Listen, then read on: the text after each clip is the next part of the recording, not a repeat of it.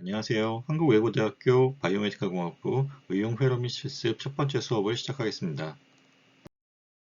우선 이번 학기 우리 수업은 어, 교재를 중심으로 한 이론 강의랑 이제 아두이노 실습을 위주로 이제 진행을 할 거고요. 중간고사 이전까지는 이제 주교재를 이용해서 이제 수업을 진행하고 중간고사 이후에 어느 정도 이제 회로에 대한 이제 지식이 쌓이고 나면 아두이노를 이용해서 실습을 진행하도록 하겠습니다.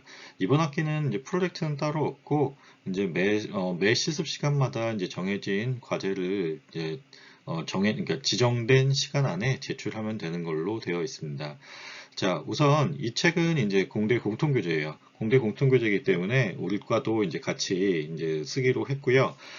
근데 이제 책을 보면 알겠지만 책이 물론 좋은 책입니다. 좋은 책이긴 오래된 책인데 약간 이제 설명이 조금 어렵게 되어 있는 부분들이 좀 많이 있는 것 같아요. 그래서 이제 이제 첫 번째 강의했을 때, 첫 회 강의했을 때 이제 이 회로 해석에 대한 해서 이제 학생들이 너무 어렵게 느껴서 이제 선정을 했습니다. 지금 왼쪽에 보이는 책은 이제 본인이 물리에 대한 혹은 이제 전기, 전자 분야에 대한 이제 기초 지식이 좀 부족하다라고 생각하면 고등학교 때 물리2를 안 배운 학생들 특히 이 책을 같이 보면 좋을 것 같고요. 그리고 물리에 대해서는 이제 미리 공부를 해 두었는데 주교재가 좀 많이 어렵게 느껴지는 학생들은 여기 보이는 이 책을 같이 보면 좋을 것 같습니다. 이 책에 대한 해석본도 있으니까 번역본도 있으니까요. 번역본으로 봐도 무방합니다.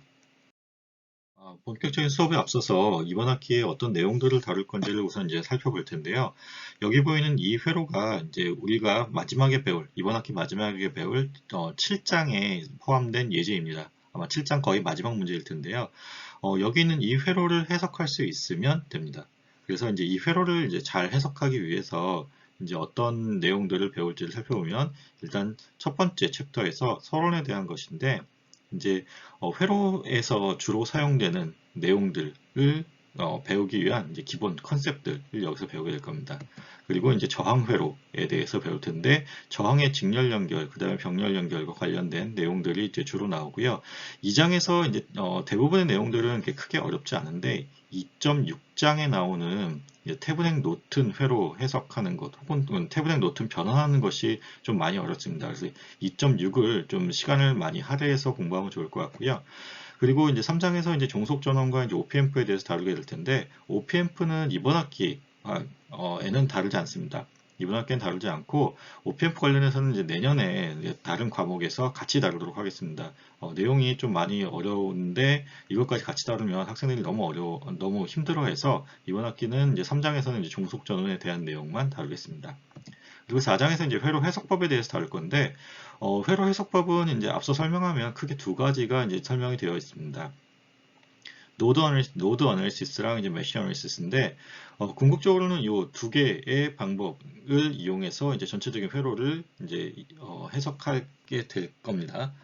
그리고 이제 다섯 번째 장에서는 이제 에너지 저장 소자, 커패시터와 이제 인덕터에 대해서 배울 거고, 다루는 것은 이제 저항 회로와 거의 비슷하기 때문에 저항 회로와 비교하면서 배우면 될 것 같습니다. 그리고 이제 본격적으로 이제 회로 해석과 관련해서 이제 1차 회로가 6장에서 나오고요. 그리고 이제 2차 회로가 이제 7장에서 나오는데 1차 회로와 2차 회로는 이제 여러분들이 이제 공업수학을 배웠으면 그 공업수학에서 나오는 1차 미분 방정식 그리고 이제 2차 미분 방정식을 이용해서 우리가 원하는 회로의 뭐 전류나 전압을 구하는 것을 얘기합니다. 그래서 자, 이번 학기 이 수업을 듣기 위해서는 일단 공업수학에서의 1차 미분 방정식과 2차 미분 방정식이 선행 학습이 되어 있어야 될 거예요. 혹시 지금 이제 1차 미분 방정식 혹은 2차 미분 방정식이 좀 미진한 학생들이 있다라고 하면은 6장과 7장을 나가기 전에 좀 미리 공부를 좀 해두면 좋을 것 같아요. 자, 이번 학기 회로 해석에 대해서 이제 본격적으로 공부하기에 앞서서 이번 시간에는 이제 고등학교 물리2에서 다루는 기초적인 개념들에 대해서 이제 우선 좀 다뤄보도록 하겠습니다. 중요한 용어들을 중심으로 이제 설명을 할 거고요. 말 그대로 이제 중요하기 때문에 이번 수업을 통해서 이제 반드시 익숙해졌으면 좋겠고 이제 앞으로 많이 사용할 단어들이기 때문에 이번 강의 후에 복습을 반드시 했으면 좋겠습니다. 자, 회로 해석을 공부하기 전에 우선 이제 회로 혹은 이제 전기 회로가 무엇인지에 대해서 알아야 될 필요가 있는데요. 전기 회로가 무엇인지 정의를 살펴보면 전기 소자가 서로 연결되어 하나의 폐루프를 만드는 것으로 정의할 수 있습니다. 자, 그러면 이제 소자가 무엇이고 이제 폐루프가 무엇인지에 대해서 좀 알아야 될 필요가 있는데, 소자는 이제 크게 두 가지로 나누어서 이제 설명할 수 있겠습니다. 능동 소자와 수동 소자가 있고요. 능동 소자는 이제 외부에 에너지를 공급하는 전류원 혹은 이제 전압원을 얘기하게 되고, 이제 수동 소자는 이제 에너지를 소모하거나 흡수하는 역할을 하는 저항, 커패시터, 인덕터와 같은 것들을 얘기합니다. 그러한 이제 소자들이 서로 연결되어 있어야 되고요. 그리고 이제 하나의 폐루프를 만들어야 되는데, 여기서 이제 폐루프가 가지는 의미는 전류가 흐를 수 있도록 이제 닫힌 길을 만들어 준다라는 의미인데, 전류 혹은 이제 전기 신호가 다닐 수 있는 길을 만들어 준다라고 생각하면 됩니다. 우리가 흔하게 이제 물을 전기 신호에 이제 비유를 많이 합니다. 물이 흐르려면 이제 물이 흐를 수 있는 물 길이 만들어져 있어야 되고, 그 길이 끊어져 있거나 이제 막혀 있으면 이제 물이 흐를 수 없겠죠. 그래서 이제 물이 지속적으로 흐를 수 있도록 전압원, 즉 이제 펌프의 역할을 하는 전압원을 두고 이제 전류가 흐를 수 있도록 이제 폐루프를 만든다라고 생각하면 되겠습니다. 자, 그러면 이제 회로 해석을 이제 보다 잘 이해하려면 이제 회로 설계와 어떻게 다른지를 갖다 이해하면 좋을 것 같은데요. 회로 설계는 이제 작년에 우리가 논리회로 설계에서 배운 것처럼 회로 설계는 이제 원하는 기능을 하는 회로를 우리가 만드는 것을 이제 회로 설계다라고 얘기할 수 있을 거고요.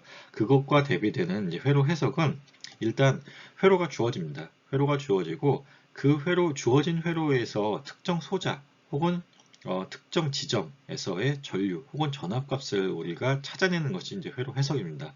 그러면 이제 이번 학기의 목표는 이런 이제 회로 해석을 실수 없이 쉽게 하는 것이 이제 목표고요. 요 쉽게 하는 방법을 이제 배우기 위해서 여러 가지 이제 방법을 익히게 될 겁니다. 이 방법들에 대해서 이제 잘 알면 이제 실수 없이 회로 해석이 쉽게 이루어질 수 있겠죠. 자, 전기회로에서 가장 이제 기본적인 용어 세 가지입니다. 전하, 전류, 전압에 대해서 설명할 거고요. 자, 전하는 가장 기본적인 전기량을 뜻하게 되고, 이제 양성자에 해당하는 양전하, 이제 전자에 해당하는 음전하가 존재합니다.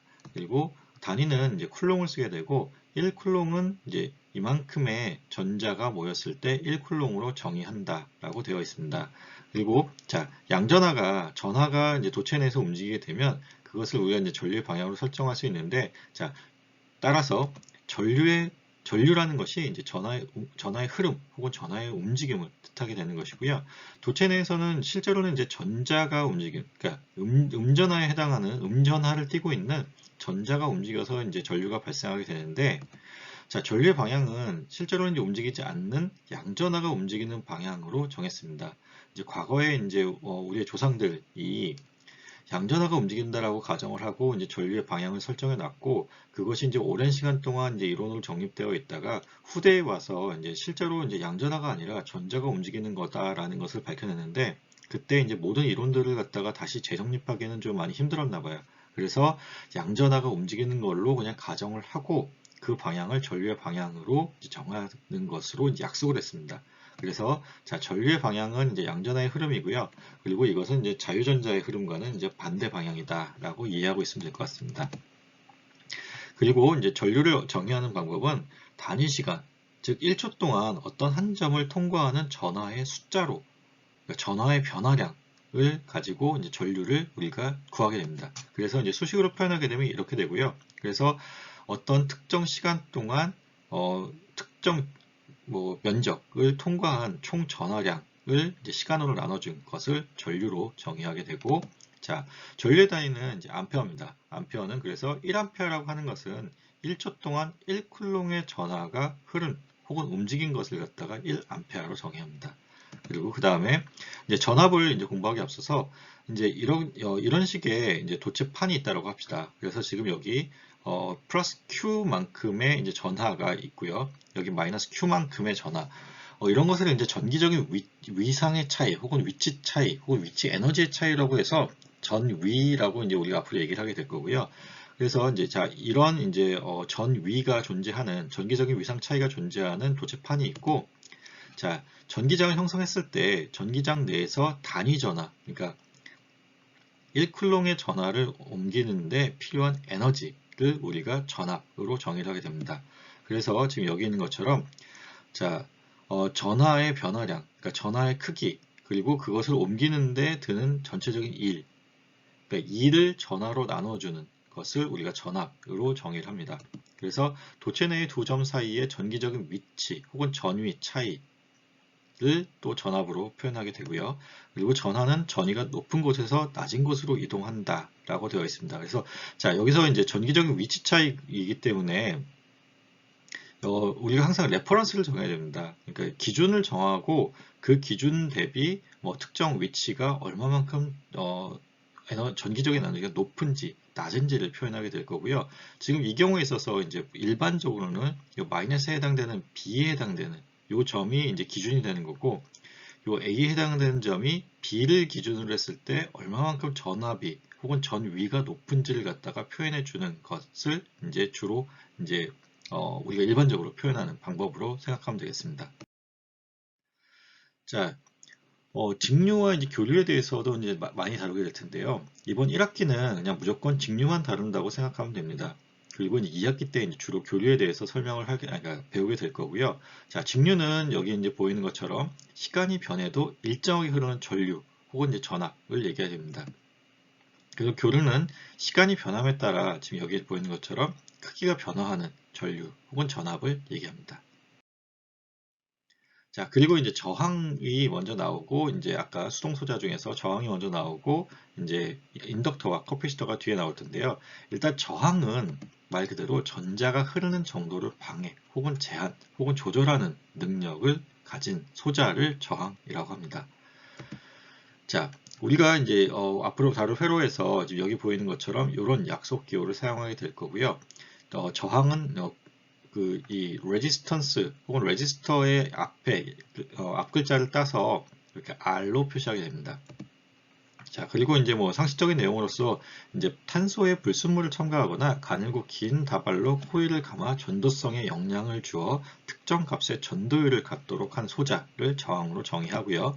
자, 그래서 전도성과 저항은 서로 반비례합니다. 저항이라는 것이 이제 전자가 흐르지 못하도록 방해하는 성질이라고 하면 이 밑에서 잘 설명하겠지만, 전도성은 전류가 얼마나 잘 흐르는지에 대해서 혹은 전자가 얼마나 잘 흐를 수 있는지에 대한 설명이 됩니다. 그래서 이 둘과는 서로 이제 반대되는 내용이고 서로 이제 반비례의 성질을 갖게 됩니다. 저항은 이제 옴이라는 단위를 쓰게 되고요. 그리고 옴 값이 크면 클수록 이제 전기적인 성질 혹은 전자가 흐르는 것을 방해하는 힘이 큰 거기 때문에 자, 전자의 움직임을 방해하는 전류의 흐름이 어려워지게 됩니다. 그리고 전압과는 비례하게 되고 전류와는 반비례하게 되는데, 이게 앞으로 그러니까 요 바로 다음에 설명할 옴의 법칙에 대한 겁니다. 그래서 이제 수식으로 설명하게 되면 여기 보이는 것처럼 R은 I분의 V의 수식으로서 우리가 쓸 수가 있고요. 자, 이것을 우리가 이제 전압과 전류 간의 관계로 표현하게 되면 V는 IR이라고 하는, 자, 입력이 I고 출력이 V일 때 지금 이게 이제 개수에 해당되는 부분이고, V는 IR이라고 하는 옴의 법칙을 정의할 수 있습니다.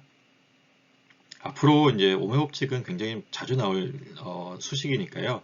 지금 이제 확실하게 외우고 넘어갔으면 좋겠고요. 자, 그럼 전도도에 대한 거는 아까 얘기했듯이 저항과는 이제 반대되는 성질을 갖고 있기 때문에, 자, 얼마나 전류를 손실 없이 많이 보낼 수 있는지를 나타나게 되고 저항이 역수로서 정의합니다. 그리고 이제 지멘스라고 하는 이제 S라고 하는 이제 단위를 쓰게 되는데, 책에는 이제 두 가지 단위가 나옵니다. 지멘스를 쓰기도 하고, 여기 이제 옴이라고 되어 있는데, 이 옴을 이제 아래위를 거꾸로 뒤집어 쓰게 되면 이제 모라고 읽게 됩니다. 그래서 지멘스 혹은 모의 단위를 쓰게 돼요.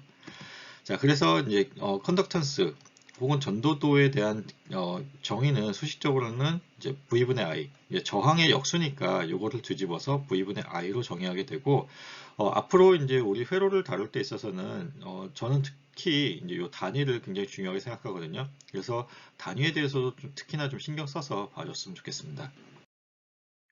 앞서 배운 이제 옹의 법칙을 연습하기 위해서 이제 보조교재에서 이제 예제 하나를 이제 가져왔습니다. 그래서 이제 이 예제를 보면 옹의 법칙을 이용해서 이제 여기 있는 회로의 저항 R, 그러니까 여기 있는 이 저항입니다. 저항 아래 흐르는 전류 I를 구해라 라고 되어 있습니다. 우리가 이제 오메 법칙을 이용해야 되고 저항 값이 이제 1kΩ로 주어졌으니까 V를 알아야 우리가 이제 전류를 구할 수 있겠죠. 그러면 이제 V를 먼저 구해야 되는데, 자, 지금 이제 전기적인 위치 에너지가 전압이에요. 그렇죠? 전위 이퀄 이제 전압으로 이제 본다라고 했었으니까, 그러면 이 마이너스 단자에 해당되는 전기적인 위상 혹은 전기적인 위치 에너지가 얼마인지, 그리고 플러스에 해당되는 전기적인 위치 에너지가 얼마인지를 알면 되겠죠. 자, 그러면 지금 보면은 이 반대편에 보면은 지금 이게 전화번인데, 직류 전화번인데, 전화번이 하나 존재하고 거기에 이제 2V만큼의 전압이 걸려 있다. 혹은 이 전화번은 2V만큼의 에너지를 외부로 공급하고 있다라고 생각하면 됩니다. 그리고 자, 지금 이 전화번과 이 저항 사이에는 아무런 소자가 없죠. 자, 우리가 이제 앞으로 이제 가정하는 건데, 우리는 이제 이상적인 도선을 가정할 거예요. 이상적인 도선을 가정해서 이 도선에서는 저항이 전혀 없는 저항이 0입니다. 저항이 0이라는 얘기는 에너지 소모가 전혀 없다는 얘기고요. 자, 그러면 이제 이 1장 혹은 2장에서 이제 좀 더 자세하게 배울 텐데, 지금 여기서 2V만큼의 에너지를 공급하고 있어요. 에너지를 공급하고 있는데, 그 에너지가 지금 이 도선에서 전혀 소모가 일어나지 않고 있다라고 하면은 이 에너지가 이 회로 안에서 다 어디로 가야 되느냐? 여기 이 1옴의 저항에 다 가야 됩니다. 뭐 이렇게 이해해도 될 것 같고요. 다시 또 다르게 설명을 하면은, 지금 여기 마이너스 단자가 있고 여기도 지금 마이너스 단자가 있어요. 마이너스 단자가 있는데, 이 마이너스 단자와 마이너스 단자 사이에는 아무것도 없습니다. 도선만 있는 거고 이상적인 도선이기 때문에 요거는 그냥 전류가 흐를 수 있도록 길을 연결해 준 것뿐이지 어떤 에너지 소모나 에너지 증가가 없습니다. 그러면 지금 요 마이너스 단자에 해당되는 값이 여기에 마이너스 단자에 해당되는 값과 같다라고 볼 수 있습니다. 자, 그러면 지금 여기를 0으로 가정합시다. 여기를 0으로 가정하고 여기를 0으로 가정하면, 자, 여기도 0, 여기도 0 같은 값을 갖는다고 볼 수 있겠죠. 자, 그러면 이제 플러스 단자 쪽을 보면은, 자, 0을 기준으로 했을 때, 여기 마이너스 단자를 0으로 봤을 때 이 플러스 단자가 2V만큼의 전기 에너지가 더 높습니다. 2V만큼의 전기 에너지가 더 높고, 그리고 여기 마이너스보다 이 플러스 단자가 V만큼의 전기 에너지가 더 높아요. 더 높은데, 그러면 이제 여기에 이제 플러스 단자와 여기 플러스 단자 사이에 에너지의 위치 차이가 있는지를 확인하면 될 텐데, 자, 0에서부터 이제 전압 상승, 이런 경우 이제 전압 상승이라고 합니다. 마이너스에서 플러스로 올라가는 것을 전압 상승이라고 하고, 반대로 플러스에서 마이너스로 내려가는 것을 이제 전압 강하라고 얘기하게 되는데, 자, 마이너스 플러스로 올라가는 2V만큼의 전압 상승이 여기서 존재하게 되고, 자, 우리가 레퍼런스를 0으로 잡았기 때문에 이 플러스 단자 쪽은 2V만큼의 에너지를 갖고 있습니다. 에너지를 갖고 있고, 그 에너지가 외부로 공급되고 있죠. 이 도선을 따라서 외부로 공급되고 있는데, 이 도선에서는 이상적인 도선을 가정했기 때문에 에너지 소모가 전혀 없습니다. 전혀 없고, 그렇게 된다면 에너지가 전부 다 여기 플러스 단자 쪽으로 다 전달되었다고 볼 수 있겠죠. 그러면 이 플러스 단자의 전기적인 위치 에너지는 얼마다? 2V입니다.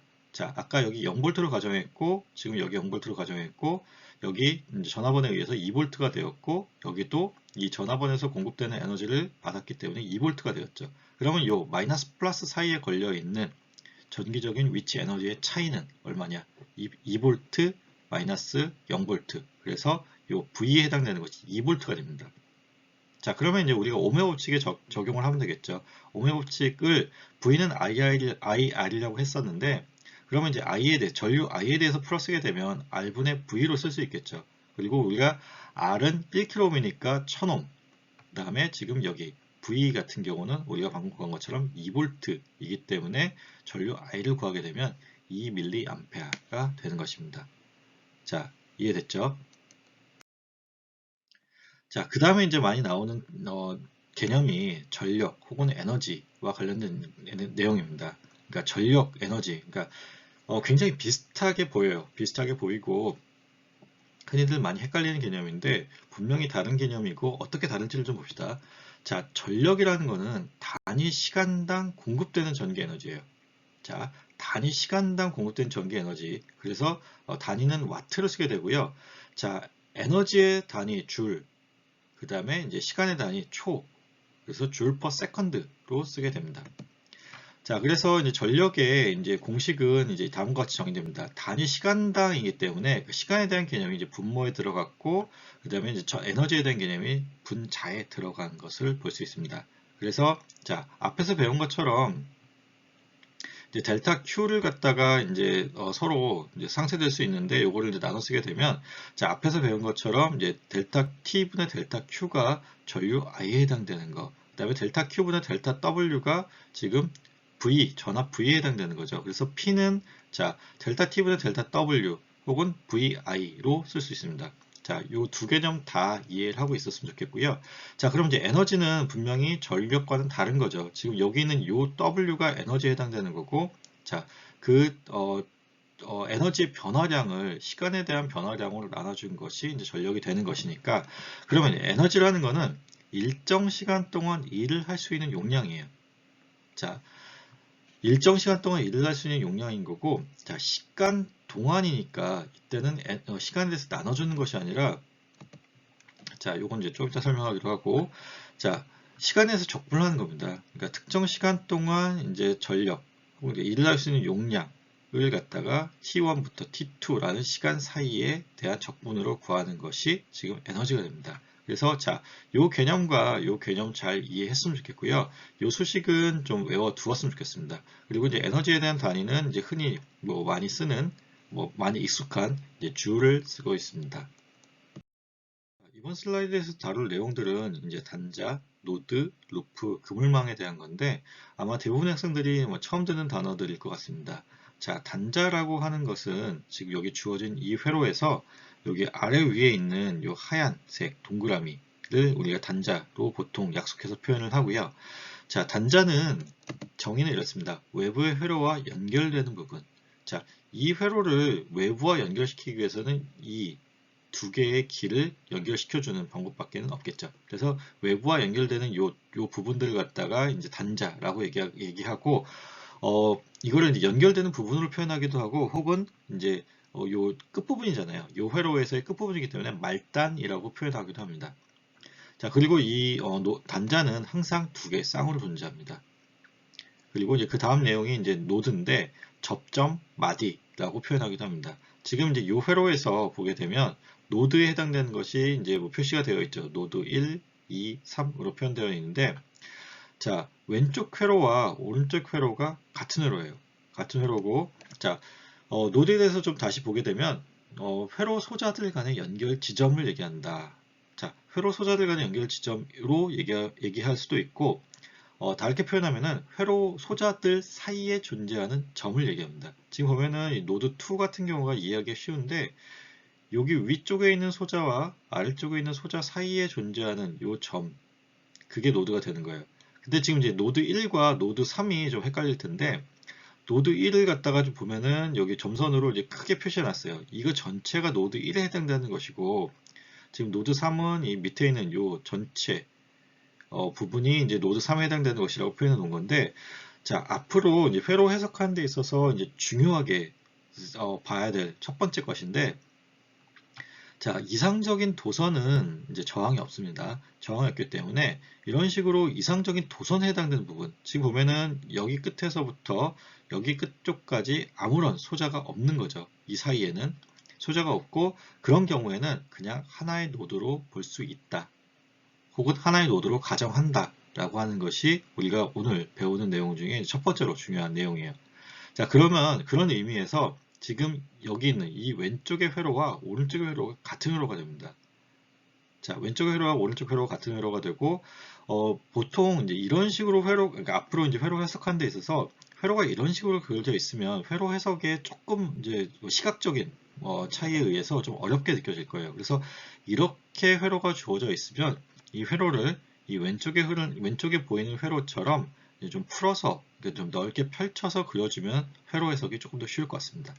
그래서 자, 첫 번째 중요 포인트, 이 왼쪽 회로와 오른쪽 회로가 같은 회로 있다라는 것을 반드시 이해했으면 좋겠고요. 다시 한번 강조하는데, 이상적인 도선은 그냥 하나의 노드로 봅니다. 그럼 이제 이상적인 도선 혹은 이제 노드를 갖다가 정하는 데 있어서 그 사이에 소자가 존재하지 않으면 하나의 노드로 보면 된다라고 이해하면 되겠습니다.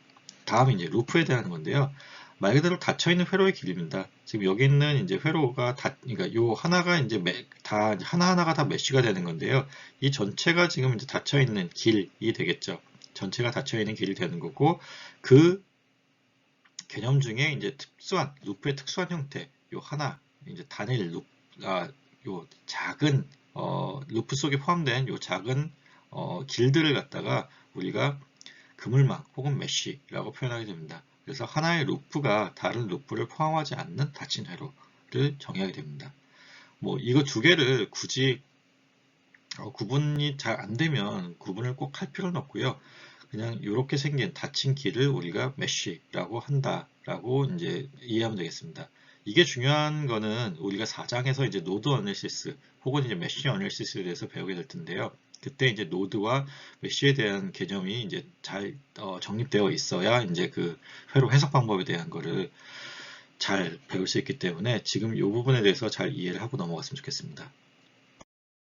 자, 다음으로 다룰 내용이 이제 직렬 연결과 병렬 연결입니다. 그러니까 앞으로 이제 회로를 다루는 데 있어서 특히나 이제 회로를 간략화하는 데 있어서 이제 직렬 연결인지 병렬 연결인지를 잘 따져야 됩니다. 그러니까 뭐 여러 개의 이제 저항이 있을 때 그 저항과 이제 같은 값을 가지는 하나의 저항을 우리가 이제 등가 저항이라고 이제 얘기를 하게 될 텐데, 그 등가 저항을 구할 때 이게 직렬 연결인지 혹은 병렬 연결인지를 잘 파악을 해야 등가 저항을 잘 구할 수 있고 회로 해석을 혹은 회로를 단순화할 수 있기 때문에 이 개념을 잘 이해했으면 좋겠습니다. 자, 우선 이제 직렬 연결은 정의가 이렇습니다. 마주보는 한 쌍의 노드가 있어야 됩니다. 마주보는 한 쌍의 노드가 있고 그 둘 사이를 오가는 방법이 딱 하나인 경우 우리가 직렬 연결이라고 합니다. 자, 또 다른 정의로는 두 개 이상의 소자가 연속적으로 연결되어 있는 경우를 얘기합니다. 자, 그래서 이제 그림을 놓고 보면, 자, 여기 보는 것처럼 이제 파란색 노드가 서로 마주보고 있죠. 마주보고 있는 두 개의 노드가 있고, 그리고 두 개의 노드 사이에 여러 개의 소자가 연결이 되어 있는데, 갈 수 있는, 이 노드에서 이쪽 노드로 갈 수 있는 길이 딱 하나죠. 그리고 그 위에 놓여 있는 소자들이기 때문에 이런 경우 이 저항들은 직렬 연결되어 있다라고 얘기를 합니다. 자, 그리고 이런 경우도 사실 직렬 연결입니다. 직렬 연결이고, 자, 왜 직렬 연결인지를 보면 지금 여기는 특별히 이제 노드가 표시가 안 되어 있는데 지금 이 위치를 노드로 보고 이 위치를 노드로 보면 위아래에 서로 마주보고 있는 노드가 있는 것으로 볼 수 있고, 그리고 그 노드, 그러니까 위쪽 노드에서 아래쪽 노드로 갈 수 있는 길은 하나인 거죠.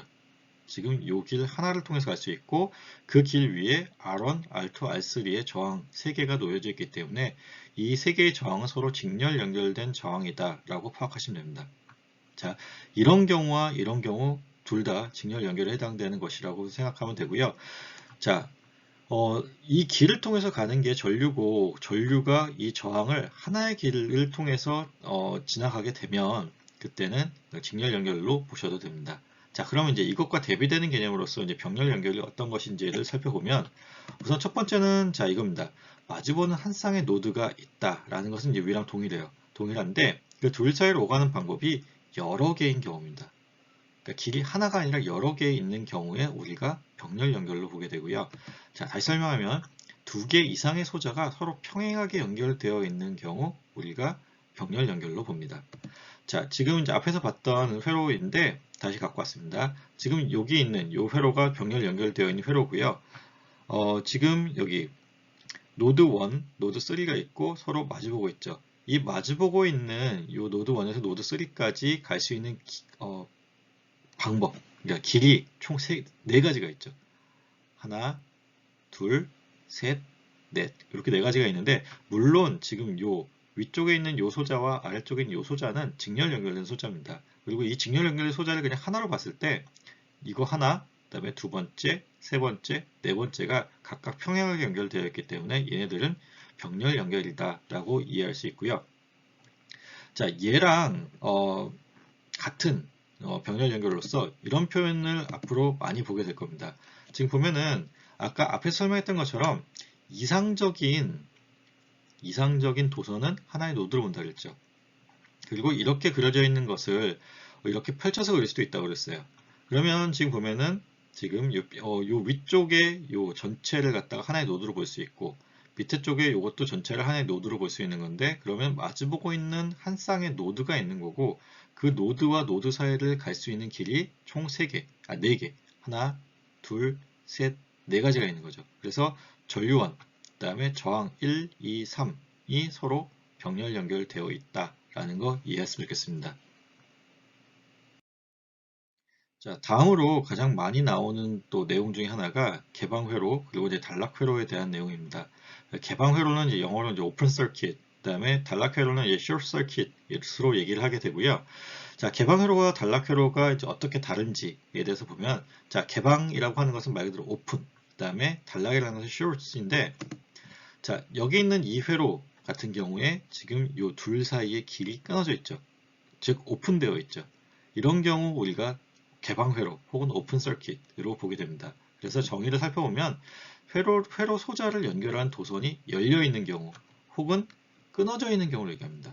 이런 식으로 열려 있거나 혹은 끊어져 있거나 그 경우 이제 우리가 개방회로다 혹은 오픈 서킷으로 얘기를 하게 되고요. 그리고 자, 길이 끊어져 있기 때문에 전류가 흐를 수 없겠죠. 전류가 더 이상 흐르지 못하는 상태라는 얘기가 전류의 값이 0이다 라는 얘기가 되고요. 그리고 저항은 무한대가 됩니다. 공기는 그러니까 전기를 흐르지 못하게 하는 부도체입니다. 부도체는 저항이 무한대. 공기의 저항을 저항의 크기를 얘기한다고 생각하면 되고요. 자, 우리가 오hm 법칙을 얘기했을 때 I는 R분의 V였죠. 그래서 I는 R분의 V인데 지금 V가 어떤 이제 특정 값, 유한한 값을 갖는 경우에 저항 R이 무한대이기 때문에 당연히 전류는 0이 됩니다. 자, 다음 이제 단락회로는 여기는 이런 회로입니다. 이 두 개의 터미널이 있고 혹은 노드가 있고 이 두 개의 노드 사이에 그냥 이상적인 도선으로 연결된 경우입니다. 자, 이상적인 도선으로 연결된 경우에는 아까 앞에서 간략하게 설명했던 것처럼 전압 강화나 전압 상승이 없습니다. 만약에 여기에 이제 저항이 존재한다라고 하면은 이상적이지 않은 도선 같은 경우는 저항이 존재할 수 있는데요. 이상적인 도선이기 때문에 저항이 존재하지 않는 것이고 만약에 저항이 존재한다라고 하면 여기서 에너지 소모가 있겠죠. 그리고 그 에너지 소모 그러니까 그 에너지 소모량만큼 전류가 흐르는 방향으로 전압 강화가 일어나게 됩니다. 근데 이상적인 도선에서는 전압 강화가 일어나지 않아요. 그러면 이 위쪽 노드와 아래쪽 노드를 잡았을 때 이 두 개의 노드 사이에 전 위치가 없는 거죠. 왜냐하면 여기로 에너지가 주입되었고 그 에너지가 지금 여기를 통해서 흘러갔는데 둘 사이에 지금 이상적인 도선이기 때문에 저항이 없고 에너지 소모가 없기 때문에 들어왔던 에너지 그대로 밖으로 나가게 되는 거죠. 그럼 만약에 여기 10V가 들어왔다고 하면 에너지 소모가 여기 전혀 없기 때문에 여기서 10V의 전기 에너지가 바깥쪽으로 나가게 되는 거고, 그럼 둘 사이의 전기적인 위치 에너지 차이는 0입니다. 그래서 V가 0이 되는 거고, 자, V는 IR에 해당되는 거죠. 혹은 그래서 지금 보면은 저항도 0, 그 다음에 전압도 0, I는 이제 유한한 이제 값을 갖게 되는데 이런 경우에 있어서 이제 가장 문제가 되는 거는 이제 높은 전류가 흘러서 이제 과전류가 흘러서 이제 누전 혹은 이제 불이 날 수 있는 열이 많이 발생해서 불이 날 수 있는 위험이 있습니다. 그래서 앞으로 이제 여러분들이 이제 회로를 직접 꾸밀 때 이제 특히나 이제 아두이노 실험을 할 때 회로를 꾸밀 때 있어서는 항상 작은 저항을 항상 그러니까 회로 안에 포함시켜 주는 게 꼭 필요합니다. 자, 그래서 이제 단락회로에 대해서 정의를 다시 보면 회로에서 두 점 간의 전기 저항이 0에 가까운 도체로 접속된 경우, 이런 경우를 얘기하게 되고 그런 경우에 저항은 0, 그리고 전압은 0으로 되게 됩니다. 자, 오늘 배울 마지막 내용이고요. 소자, 그 다음에 커패시터, 이제 인덕터와 관련해서 이제 공부하도록 하겠습니다. 자, 소자는 이제 앞에서도 많이 나왔는데 영어로는 엘리먼트라고 쓰게 되고요. 자, 정의는 이렇습니다. 전기 회로의 부품 구성의 최소 단위를 얘기합니다. 그리고 크게 두 가지, 수동소자와 능동소자로 나눌 수 있고, 수동소자는 특징이 에너지를 생성할 수 없는 소자입니다. 즉, 에너지를 흡수하거나 소모하는 소자를 얘기하게 되고요. 자, 저항, 커패시터, 인덕터가 대표적인 수동소자에 해당합니다. 그리고 능동소자는 에너지를 생성할 수 있는 소자, 다시 말해서 이제 에너지를 외부에 전달할 수 있는 소자를 능동소자라고 얘기를 하게 되고요. 대표적인 능동소자가 이제 전류원과 전압원이 있습니다. 이 전류원과 전압원 같은 경우에는 이제 동작하는 형태에 따라서 종속 전류원과 이제 뭐 종속 전압원, 그다음에 뭐 독립 전류원과 독립 전압원이 있는데 2장에서 이제 독립 전원에 대해서 다룰 거고요. 종속 전원에 대해서는 이제 3장에서 다루도록 하겠습니다. 그리고 이제 아까 앞에서 배웠던 것처럼 직류 전원과 교류 전원이 있는데 1학기 때 다루는 내용은 직류 전원에 대한 것만 나온다고 생각하면 되고요. 2학기 때 교류 전원에 대한 부분을 다루도록 할 겁니다. 자, 그럼 커패시터에 대해서 보면 커패시터는 자, 이런 식으로 이제 도체판을 사이에 두고 그 사이에 이제 전하를 가둬놓는 형태로 이제 에너지를 저장하는 역할을 합니다. 그래서 지금 이제 회로를 그릴 때 약속 기호는 이렇게 정했고요. 그리고 알파벳 C를 우리가 커패시터를 표현하는 데 사용하게 됩니다. 그래서 이제 전하를 저장하는 기능을 하는 소자라고 이제 생각하면 되는데요. 자, 이제 헷갈리지 말아야 될 게 전하를 저장 혹은 에너지를 저장하는 기능은 있습니다. 기능은 있는데 새로 생성하는 기능은 없기 때문에 우리가 얘를 수동 소자로 보게 됩니다. 그러니까 여기 보면 아까 에너지를 흡수했다 그랬잖아요. 자, 흡수한 에너지가 저장되는 거죠. 저장되어서 이것을 저장했다가 밖으로 내보내줄 수는 있습니다. 그래서 이제 외부에 에너지를 전달할 수 있는데 얘가 만들어서 보내주는 건 아니고 이런 식의 전류원과 전압원으로부터 흡수한 에너지를 저장했다가 외부에 내보내준다라고 생각하면 되겠습니다. 그리고 양극전하와 음극전하 사이에 에너지를 저장하는 형태로 동작하게 되고 단위는 여기 써 있진 않지만 이제 F 혹은 페럿을 쓰게 되고요. 그것에 대해서는 이제 5장에서 좀 더 자세히 다루도록 하겠습니다. 자, 인덕터의 경우에는 지금 이런 식의 코일의 형태로 이제 만들게 되고요. 그리고 자, 여기 있는 요 자기장 안에 이제 전하 혹은 에너지를 갖다가 저장하는 기능을 하게 됩니다. 그래서 지금 이런 식의 약속 기호를 사용하고 그리고 지금 L로 인덕터를 표현하게 됩니다. 알파벳 L로.